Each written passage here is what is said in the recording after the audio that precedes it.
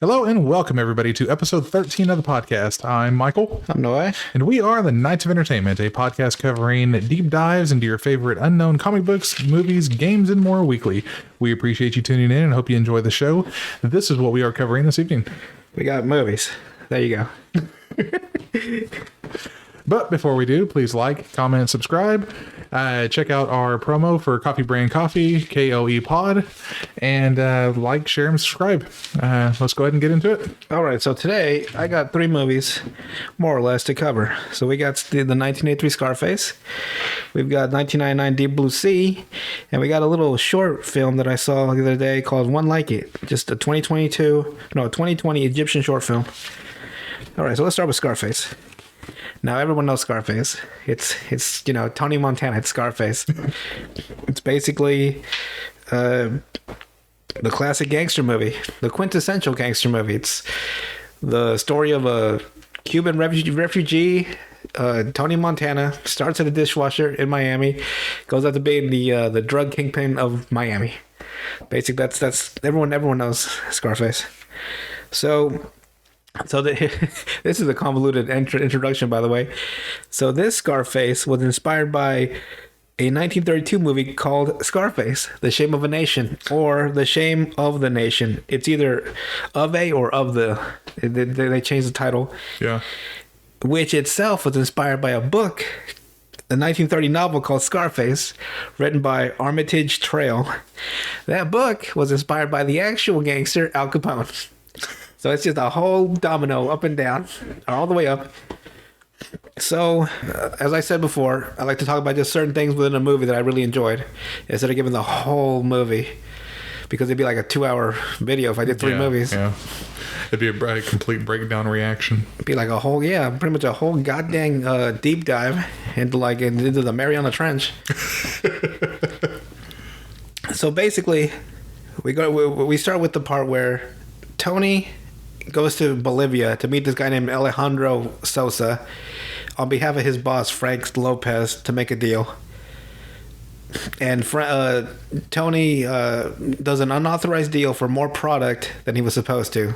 Because basically Sosa he's like the manufacturer of cocaine. He's got cocaine out the ass in Bolivia. They're just making it barrel after barrel of cocaine or whatever they're putting it in.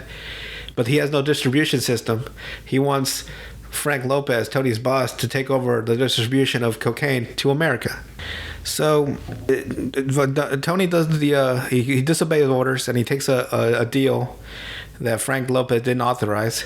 Which, by the way, Frank Lopez didn't even do anything about it. If one of your subordinates in the criminal underworld disobeys one of your orders, more than likely he's going to try to kill you someday. Then you get into like the what is that, power? Yeah. That seems more realistic to me. I'm like, let me deal with this disappointed underling before he kills me in my sleep or something. But he never does. And lo and behold, actually he does try to kill Tony, but for a completely unrelated reason. He just made him mad one day. Like legit, they were at the Babylon Club, which is like they're like four. It's like that scene is like the Babylon Club is like a set scene for like 4 scenes. They're there 4 times in this movie. It's like a regular location. Oh, by the way, this movie is like 2 hours and 50 minutes long. So if you're ready, you buckle up. That's without commercials. That's like on Hulu. How close is that to The Godfather? The Godfather is like 15 hours long. Nowhere near. So Tony eventually kills Frank for an unrelated reason. Actually, he doesn't kill Frank. He has Manny, Tony's best friend, kill this fucking cockroach. Like, I'm not going to kill you. Manny, kill this guy. It's a perfect gangster moment. He has another guy kill the guy.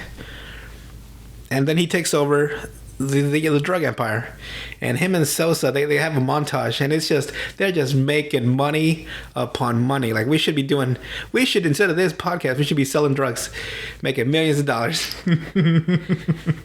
Like, they're just making money upon money. And you would think making money, no problem.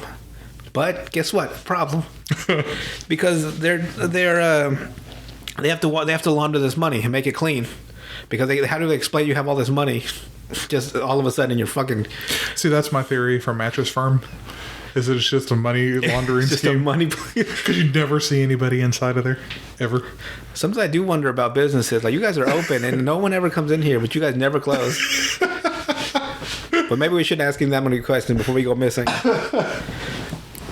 So this bank manager or bank guy that he's going to, that Imander's lying to, he's like, I can't take any more of this money. The IRS is sniffing around. I have to raise your interest rates so we can keep, this business going. He told us, like, man, it raised my interest. He's fucking pissed. Like, he can raise some interest rates on a gangster. So he was not having it. So Manny, Tony's friend, was like, I know this guy, Bomb. You take him the money, all of it, and he can launder it for you. He'll give you actual checks, and it at a lower rate, and you'll be making just a bunch of bank. Tony's like, okay, let me do that. And it's a long scene, by the way. They're counting the money, right? And they count the first batch is like 1 point something mil or 2 point something million.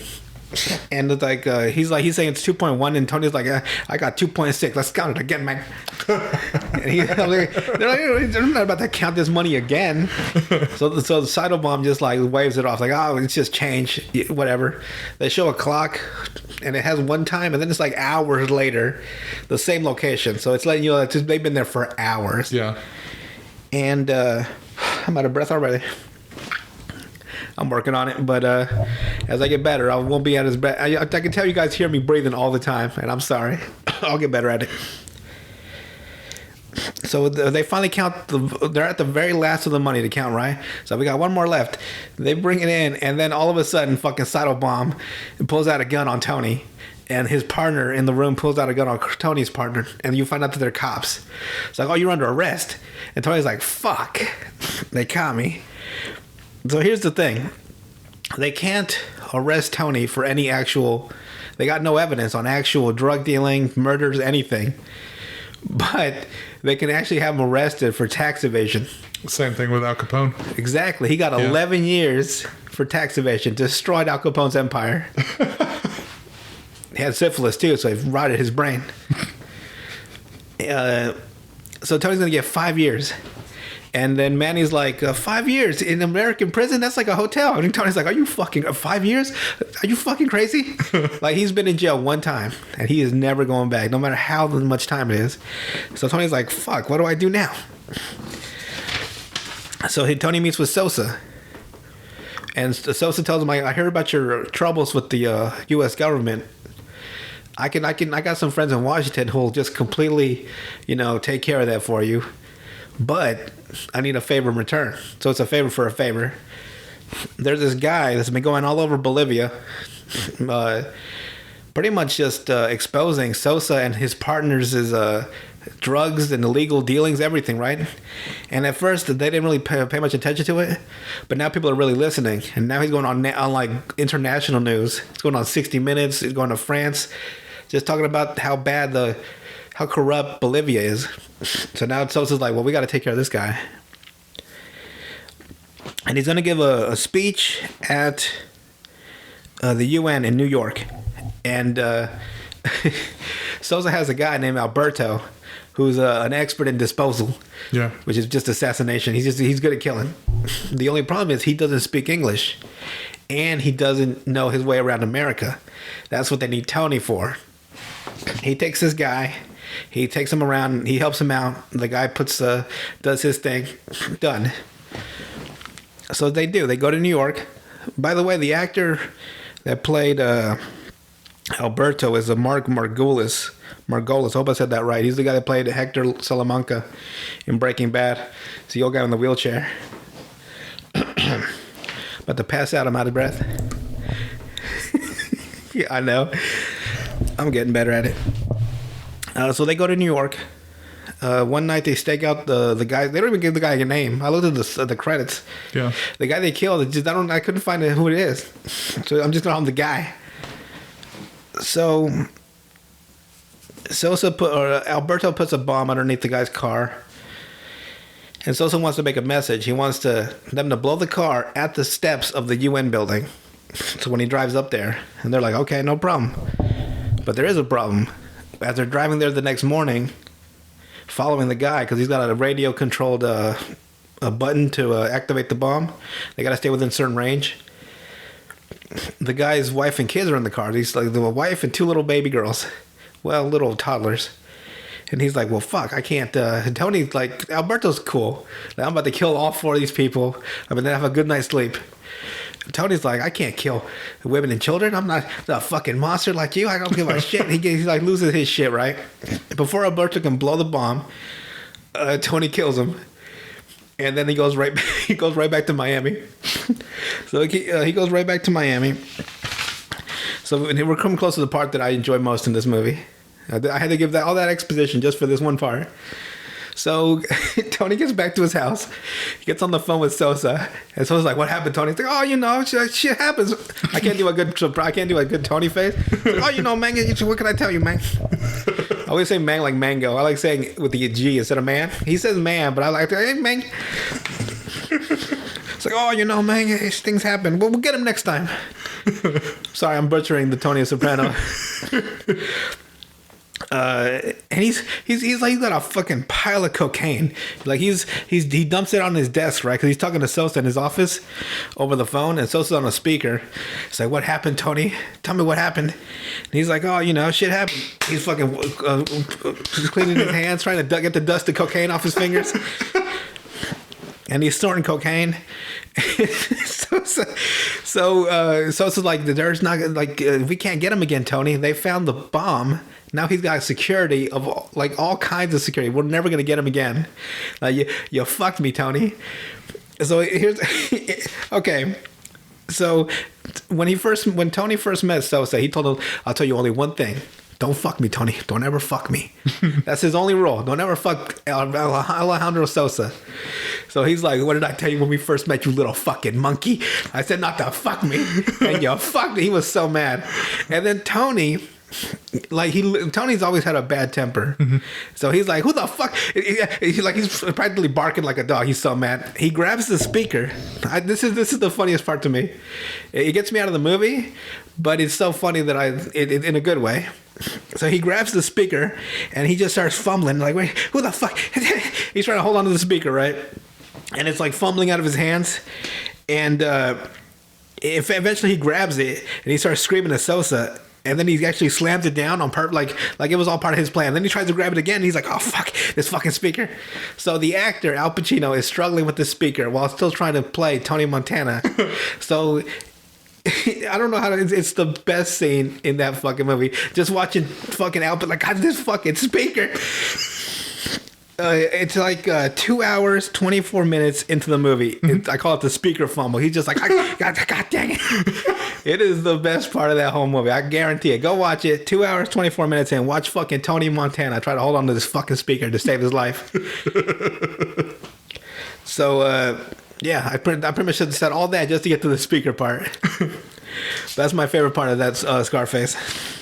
So now we got one more thing. So Tony has one more thing that I noticed that I never thought about when I first saw these movies. Tony has a real weird relationship with his sister. Like, he's like overly protective, mm-hmm. and like a with his temper.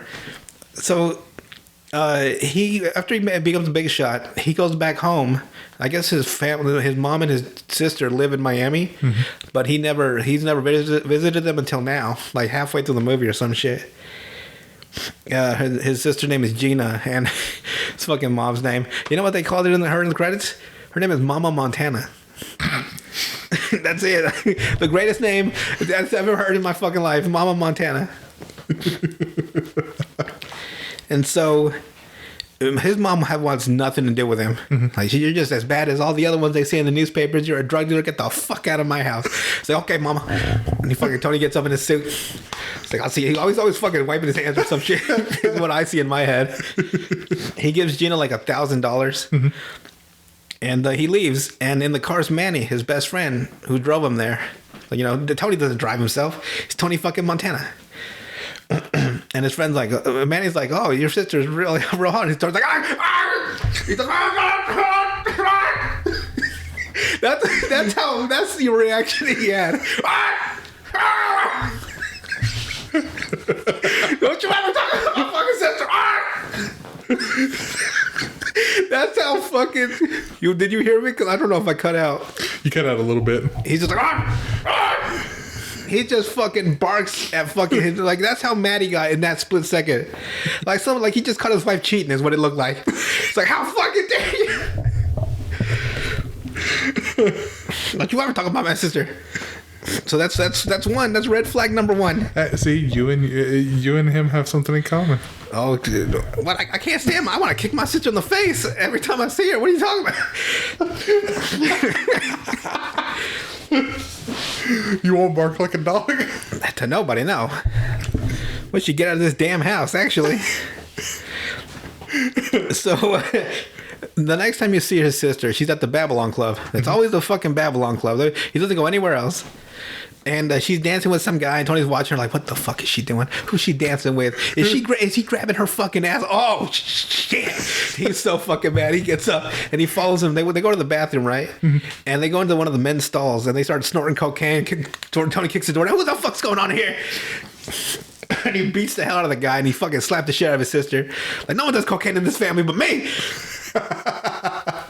And he fucking slaps the shit out of her, fucking knocks her to the ground. I don't know what they did to that poor guy. They probably beat the hell out of him. Probably cut his arms off too. So that's two weird reactions. Well, that one, the second one I understand. Yeah. Because, they're doing cocaine. Like, come on now. With some strange guy that he doesn't want her involved with. Yeah. Here comes number three. So his mom calls him up toward the end of the movie, and she's like, I can't find Gina. I don't know where she is. She's like, don't worry, I'll find her. So Tony goes and looks for her. He goes to this house, and lo and behold, Manny opens the door, his best friend, and he's in a bathroom. He's giving it this real smug look on his face, like, hey, Tony. And up in the staircase comes out Gina in a bathrobe, and he's like, what the fuck? So I guess, Manny and Gina were hooking up. Yeah. And Tony, being Tony fucking Montana, well, I guess no more friendship. And he kills Manny right then and there. Like fucking 2 shots. Boom. Boom. And then Gina comes down fucking crying. She's like, we just got married yesterday. He's like, oh, fuck. So he pretty much, Manny's been there the whole fucking movie. Yeah. He's been sound advice. But he just fucking kills him. Like that. So that's over his sister, which I don't understand what his obsession is with his sister. So they drag Gina back to Tony's mansion, right? Mm-hmm. So of course this is really pretty much after the Sosa thing. So now Sosa's gonna send a bunch of soldiers to kill Tony because they're gonna go to war. Sosa's pretty smart too. Like instead of like letting Tony have a second to like get ready for war, he just sent like fucking 90 dudes that night. It seemed like just to kill him that quick. So the whole military strategy of strike first. Yep. And he doesn't know what's happening. Tony's just killed his best friend. He's sitting in his office. He's got a pile of cocaine he's snorting. Like when I mean a pile, I mean a pile of cocaine. Like a fucking pile of cocaine. I'm just like, of it. Yeah, he's like, I'm just fucking snorting it up his nose. I think I read somewhere that it's actually baby laxative that he was snorting. So God. It fucked up Al Pacino's nose. But he's like, he's out of it. He's like 1,000-yard stare. And Gina comes in. She's still in her bathrobe. And she's like, hey, Tony. And she starts talking to him like in a weird, seductive voice. It's like, well, Tony, you won't let any other man touch me. So now I guess you'll be the man. Basically, she's like, come on, Tony, fuck me, Tony. Oh, God. Yeah, she had a mental break. Uh-huh. So she says all that right while simultaneously pulling a gun out and fucking blasting at him. And Tony's like, so when she said that, right, the whole having sex with her thing, Tony had a 1,000-yard stare, right? But then he's like, he had like this like disgusted, confused look on his face, like, what? So now you know that he didn't have some weird incestual liking to his sister. Just overprotective. But like beyond like what any normal human being would ever, you know what I mean? He fucking almost bit Manny's nose off the first time he complimented his sister. He killed some guy in a fucking bathroom. Killed Manny. That's the second time. So I don't know. I don't understand. So she's fucking shooting at him. He takes one to the leg. She can't shoot for shit. Well, no, she's not trained to. And Tony's like, whoa, shit. It actually, like, the only time... Well, I'll tell you about it in a second. So, and then she ends up getting killed by one of Sosa's men. So, yeah, that was a weird way to end the family of Tony. Tony fucked up his mom's life. Because spoilers, if you guys haven't seen a 1983 movie, but Tony Montana dies at the end. Yeah. So he dies and Gina dies and Mama Montana's left with nobody. That's a weird fucking name. So what was I going to talk about? I had something really important. Right, so anyway, so it's Scarface. Great fucking movie. Plus there's like 1,000. It's one of the most quotable movies in all of cinema history. That you can, say hello to my little friend. You got two banger lines within one scene where Manny and Tony are talking right before they really hit big. And he's like, Tony's like, both came from Tony. He's like, the eyes, they never lie. And then he's got another one. He says like, Manny's like, no, Tony says like, I just want what's coming to me. And Manny's like, well, what's coming to you? It's like the world, Chico, and everything in it. They have one where Tony blows up at a restaurant, and all the people are like looking at him because he's all drunk and high and everything. They ask him to leave, the patrons or the owners. But they can't really ask a drug dealer to leave. Yeah. Especially the kingpin of drugs. But he leaves, right? He's all drunk and high. He looks at all the people. They're all staring at him. It's like, oh, you need people like me. That way you can point and say, no, there's the fucking bad guy. Like something like that. It's a really good line. And they've got the, let's see. The one where he's screaming at his wife, like, who put this together? Me. Who do I trust? Me. That's who. Nobody else but myself. Pretty much, yeah. I should have wrote them down, but I was watching the movie. I was so engrossed. Of course, there's the fucking album, the Sosa sign. I'll only tell you one time. Don't ever fuck me. Don't you ever. Sosa does not want to have sex with anybody, apparently. Don't you ever fuck me. Don't you ever. Don't ever. Like, he cannot stand. Like, don't you ever. He takes his celibacy serious. He takes his celibacy real serious. So, of course, spoilers. Tony does die at the end of the movie. It had to happen. It was just him against like 90 fucking dudes. He even had like an M16 with a grenade launcher attachment, but it wasn't enough. But lucky for anyone that wants to continue Tony's story in an alternate dimension or alternate timeline, there's two avenues that you can watch or do that'll continue Tony's story. Don't you knock my mic over. You can either follow this comic book from IDW. They released a limited series titled Scarface, Scarred for Life, which says that Tony didn't die in this universe. So his story after what happened at the end of the movie. Right. Or you can play the old Xbox, PS2, fucking Wii, Microsoft Windows video game called Scarface, The World Is Yours. That you follow Tony. The game starts right as the mansion's attacked at the end of the movie, but you fight your way out and you survive. You got to rebuild your drug empire. Yeah, I played that game, right?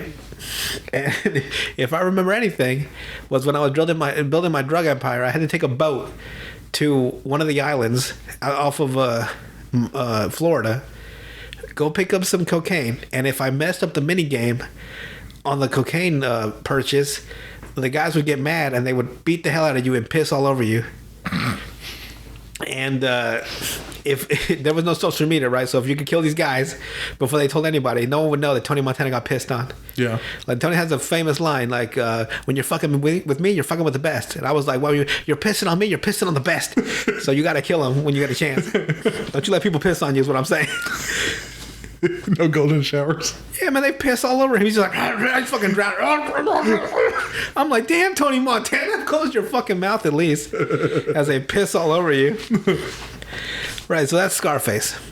Watch it. I mean, if you're a cinema buff like I am, you have to eventually. And I've seen it all. Not really. I don't watch horror movies. I'm not gonna watch Human Centipede. All right, so we move on. Moving on. Change that subject real fast. I don't like horror. I mean, I don't mind certain horror, like those Insidious movies, or the Conjuring universe. Why did that make my throat hurt? But like the Saw. Yeah. Just or anything with like body dysmorphia, like body like horror, where your like body gets mutated or something. Yeah. Like The Fly. I don't know. I don't like grotesque, is what I should say. like gore for gore's sake is disgusting to me. I can't watch certain segments in Jackass anymore from those old movies. Oh yeah. I can't watch half of this shit. The fucking paper cuts where they cut in between their fingers and their toes. Yeah. I'm like, see, the worst one that I can't watch without just starting to vomit is the one where they have the fat dude in the suit and they're making and him he's sweat. sweating. Oh, I can't even watch And then it. they drink the sweat. Oh, don't say that. Don't say it, please. Moving on. Moving on. So we got this little movie I saw the other day called One Like It, 2020 Egyptian short film, 14 minutes long. It's on Netflix. And basically the story just follows this young Egyptian woman as she goes about her daily life at work and interacting with people. And it's how she has the way she is, right? The way we see her. But then we see the viewpoint of people talking to her and how they actually view her. And it's kind of cool because so it starts in the morning with her mom waking her up. And she calls her mom a sweetheart, you know. Her mom still sees her as a little girl. So when she's getting ready for like her hair, right, she visits her as a little girl with pigtails. Mm-hmm. When she puts her lunch in her little briefcase, her mom sees her putting her lunch in a fucking backpack like a little girl. Yeah. So I'm like, okay. So her mom still sees her as a little girl. Getting driven to her job by her boyfriend. Her boyfriend at first sees her as this like just gorgeous girl next door, long hair, gold. Oh wait, I missed one. Fuck. As she's leaving her house, and she has to cut past this Muslim man and his family, and go down the stairs, and she's just wearing a regular business dress suit, you know, gray, white shirt, just regular. He sees her with long red hair, a bunch of makeup, loose clothes, just like a whore apparently. This is his vision of a whore, or his idea of a whore is her. Because his wife is all dressed up in the whole black robe thing, like you can't even see her face. Yeah. So just all because you see is the eyes sticking out. Yeah. So just because she dresses like a typical person now, right, with a business suit, that's what he sees, a whore.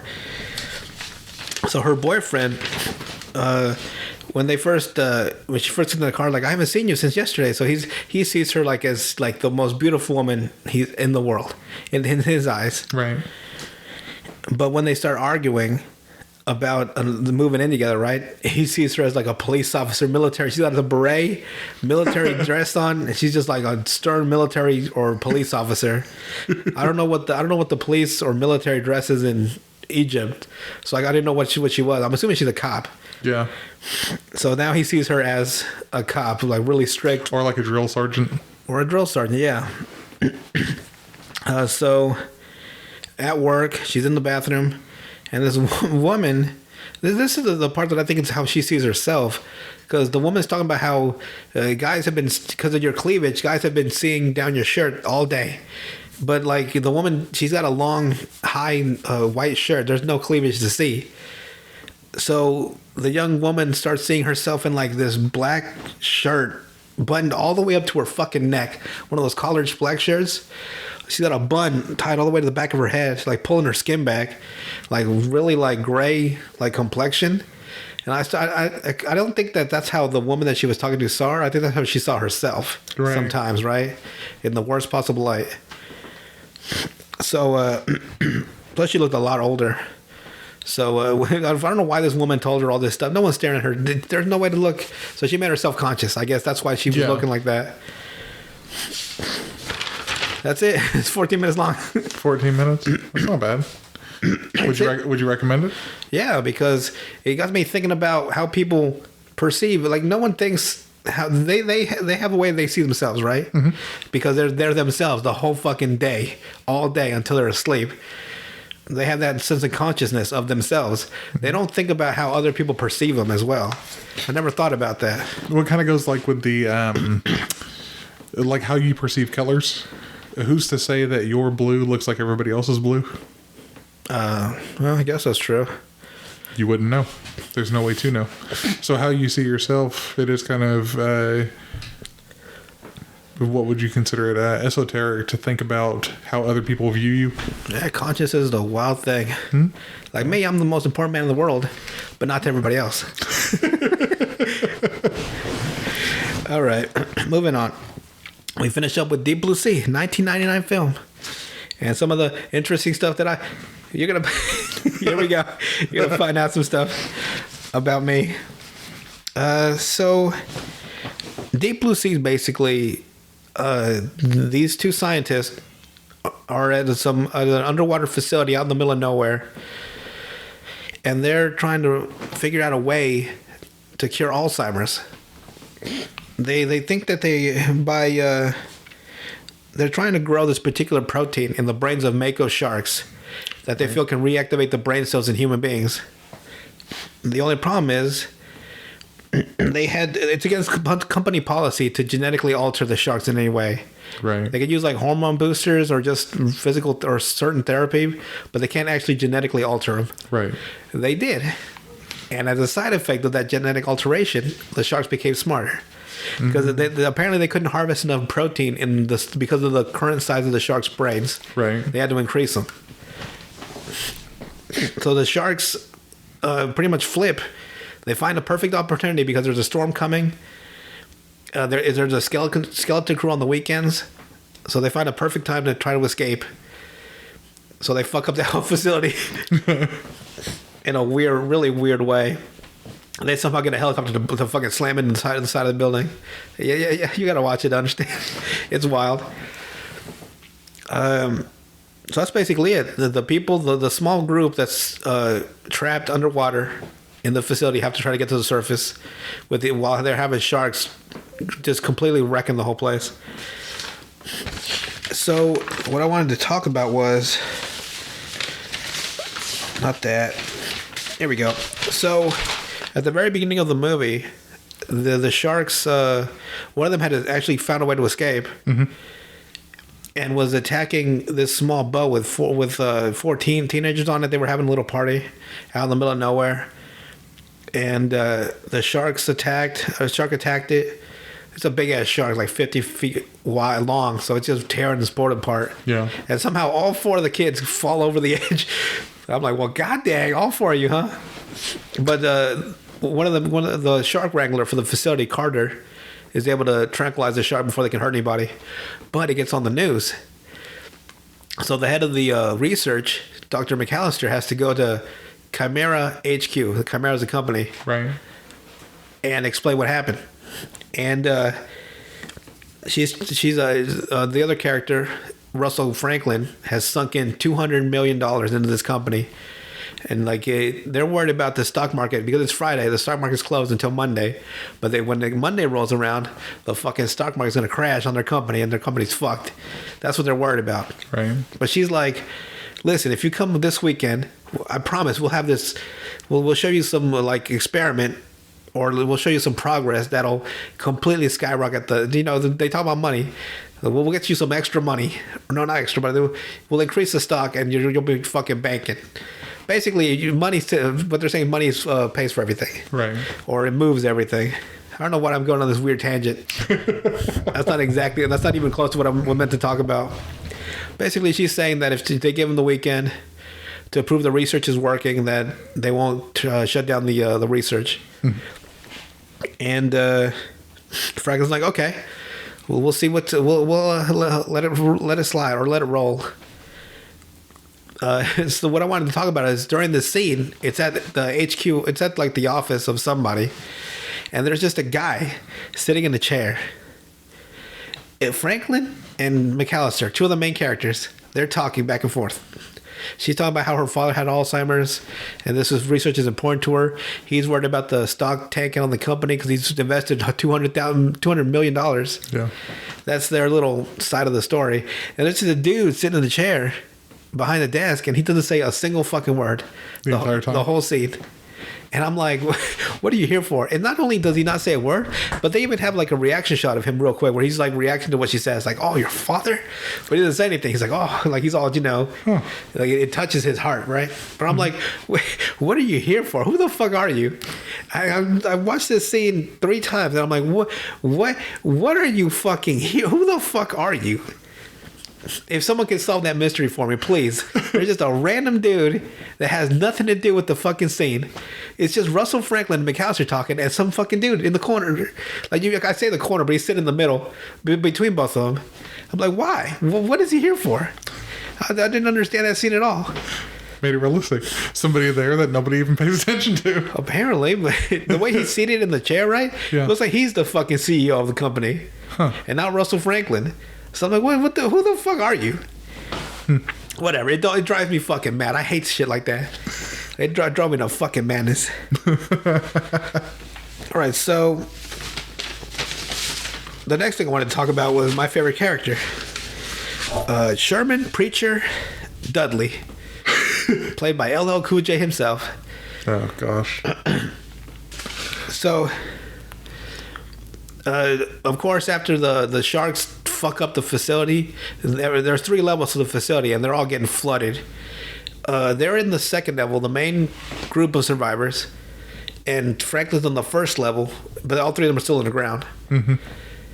And he's like, he has no idea what's going on because he's not connected to what happened. He's just he's a chef. He's in the kitchen cooking. And so when shit starts blowing up around him and then the place starts flooding, he's confused.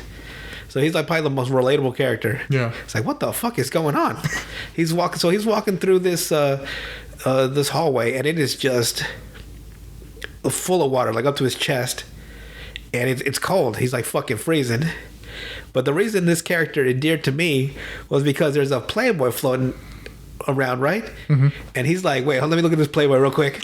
Like, he legit goes through this Playboy.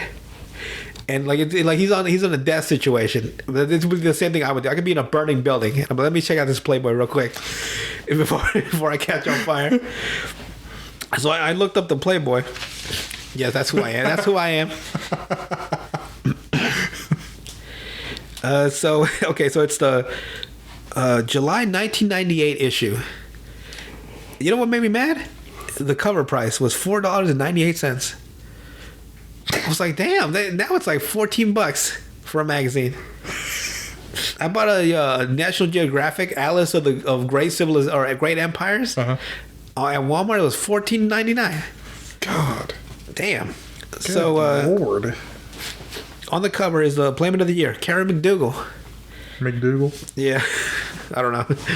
I don't even know who that is. McDougal. And there's a bunch of on the side. There's a bunch of topics that are just going to be covered in the magazine. Mm-hmm. So I wrote them down. So we got, is Jerry Springer for real? No. A hard-hitting Playboy interview. He's not for real. We know this now. What else? This one really. I want to. If someone send me this magazine, I really want to read this. The South Park guys reinvent porn. I never heard of that, or I don't even know what they would. Look at Randy. All the things that he's done throughout the episodes. Yeah, but this is like 1998, and then the show just barely started. What exactly did they do to reinvent porn? And it didn't work because the porn is still the same. Yeah, it's actually more incest than ever. Actually, ugh. God. Step brother. Just makes you want to just let the meteors hit now. I'm tired of it all. Just let the meteors and the asteroids come. So then we have Ken Griffey Jr. by Tom Boswell. Just a short story. Mm-hmm. We got The Tricks of Speed Seduction. We got James Bond's new thriller. I was like, oh, what James Bond thriller came out in 1998? So this was the Pierce Brosnan era of Bond movies. Yeah. So I looked up all the movies around that time. So the first one was GoldenEye in 1995. So it couldn't be that one. No. The next one is Tomorrow Never Dies, 1997. It could be that one, like a really early ad in the book. Yeah. And the only closer one later one is The World Is Not Enough in 1999. So I don't know exactly what new James Bond thriller. It could be about the last one right there, due to the fact that they may have been, like with trailers and stuff like that. Oh, like earlier? Mm-hmm. Yeah. But then I looked this up. There's a book that came out starring James Bond called The Facts of Death by Raymond Benson. Came out May 7th, 1998. The U.S. first handbook hardback edition was June 1998. So new thriller, it had to be that book. Yeah. It's the only thing that would make any sense. Because usually thriller is a book. It's usually a book type thing. Yeah. My detective juice is going on that one. So then we had 20 Questions with Craig Kilborn, who I found out was actually the first host of The Daily Show before Jon Stewart. Yeah. 3 years before Jon Stewart. And before, who is it now? It was Noah Trevor. Now they're kind of cycling new ones. Yeah, because I was gonna say, it's kind of progressively got worse over time. Here's a little fact about Craig Kilborn for me, actually, so you know about me. Craig Kilborn, after the Daily Show, did the Late Late Show with Craig Kilborn, the show after the late night show after the David Letterman show. In 2004, he was replaced, or he left, by Craig Ferguson from 2004 to like 2014, 10. Yeah, it was a good time. That is my favorite late night show of all time. The Craig Late Late Ferguson? Show with Craig Ferguson. Yeah. I want to watch every single 2,000 something episodes. I want to watch every single one. If someone has them all recorded, send them to me. Yeah, well, see, the only one I can think of that I was drawn to, mostly, whenever what I would have been, it was after high school, but like Conan. Yeah, I watched that a lot too. Because whenever he left, what was it? NBC, I The think. Tonight Show. Yeah. Whenever Jay Leno... He got actually kicked out like an asshole. Yeah. He got kind of weaseled out of it again by Jay Leno because Jay Leno wanted to come back. Why the fuck did you leave then? Just wanted an extended vacation, you asshole. See, I was Team Coco whenever he went to TBS. Yeah. It's like, yeah, I'll go to that. I'll go watch that. But hasn't he retired now too? He does like a really like structured down late night show, like a podcast version, kind of. Does he now? I think everybody does podcast now. Yeah, that's true. Like, comment, and subscribe. Nights of Entertainment. Man, I just realized I really kind of just fumbled through the whole episode. But I'll get better at it. I promise. I can't get worse. Then you'd be Logan Paul or something, right? I don't know. I'd be rich as hell, probably. Yeah, that's true. So, okay. One quick thing. The premise of this movie came about when screenwriter Doug Kennedy witnessed a horrific shark attack near the beach at a beach near his house, and it gave him recurring nightmares of a shark following him through a flooded corridor that could read his mind. That was the genesis of the... It's kind of like the guy that had made the Terminator. Yeah. Had dreams about the robots, and that's what made him write Terminator. I mean, look... see, he was onto something though with Skynet. I mean, look what we have now. AI is getting so crazy and everything. I love robots. Please don't enslave me. Right, so finally we get to that scene. The last thing I'm going to talk about, that scene. If none of you if you don't know what Deep Blue Sea that scene is, you might as well just stop and go watch the movie. It's an hour and 12 seconds in. If you don't care about being spoiled, that scene is where Russell Franklin, who was played by Samuel L. Jackson, they're at the third level of the underwater facility. Him and the last of the survivors are trying to escape. There was a submarine down there, but when they get down there, it's fucking demolished. So now they're out of options. The upper deck's flooded. They can't. There's a pool that they can swim through, but it's like 240 feet to the surface, and these sharks swim faster than they do. Right. It's a hopeless situation, and they're all like bickering. There's like 4 of the 5 of them, including Franklin, but he's like by himself in the next to the pool, and they're all like arguing. They're all freaking out, and he gets to a point where like Franklin's like, "That's enough." He takes charge. Like, this is what we're gonna do. You understand me? We're gonna get out. We're gonna put on these wetsuits. We're gonna figure out a way out of here, and we're gonna survive. Right as he says that, out of the pool, the fucking shark comes up and eats him, and drags him back underwater. Like he gives this he gives this banger speech. He gives this amazing speech, right? And the fucking shark kills him immediately. The funniest part about this is Carter, the shark wrangler, right? He saw Franklin, like, maybe he shouldn't be standing so close to the pool. Minutes before he got murdered by the shark. It is by far the most ridiculous. Like, he's just giving this amazing speech. And they're all listening, right? And then the shark just fucking sideways comes up, grabs his whole body, and just drags him underwater. It's almost like a goofy jump scare. He's like, we will get out of here. That's a wrap for Samuel L. Jackson. I will to this day. Lesson to learn. Yeah, stay the fuck away from a pool when there's a bunch of sharks hunting you. Pay attention to your surroundings. Yeah, Carter told you, don't be so close to the pool, yo. I'm just saying. He even said, like, I'm just saying. I'm just saying, bro. And he got fucking murdered. So that's it. That's my 3 movies. I will be doing this regularly, and I will be getting better at it. 3 cinema subjects. It could be an episode of something, a movie, a short film. Do you recommend Deep Blue Sea? I recommend Deep Blue Sea. I recommend all 3 of them. All 3 of them? Except for, you have to be real ready for Scarface. Mm-hmm. It is 2 hours and 50 minutes long, all right? It is a long haul. I started... Well, that's about how long most Marvel movies are now, so... Oh, yeah. You're not far off of the mark with that. Like, there's no fat on Deep Blue Sea. Mm-hmm. Like, it just moves. There's no fat on the short film. It's 14 minutes. Yeah. There's a lot of, like, lull. Yeah, so it's kind of like one of those... it's one of those slow burn type movies. Slow burn. Well, don't expect like hours upon hours of like huge gunfights and battles. It's like just right. That's what I'm saying. It's a slow burn, so it takes a while for it to finally pay off. Toward the end, yeah. Yeah. It's like, when you're fucking with me, you're fucking with the best. So he's getting, I'll take all your fucking bullets. He's getting fucking shot to shit. I'm like, see, you don't need it. You still can take a knee. Take a knee behind some cover. They're fucking lighting you up. He gets shot in the back with a fucking 2-piece of a shotgun, and that just fucking tears his whole back open. It blows his asshole out too. And then he fucking dies in the pool. It's a good movie though. You have to pretty much watch it if you're a cinema historian like myself. It's somebody that's basically seen a lot of movies. I've seen too much. And I don't mean just regular cinema, all the cinema. All the cinemas. I mean porn. I've done seen it all.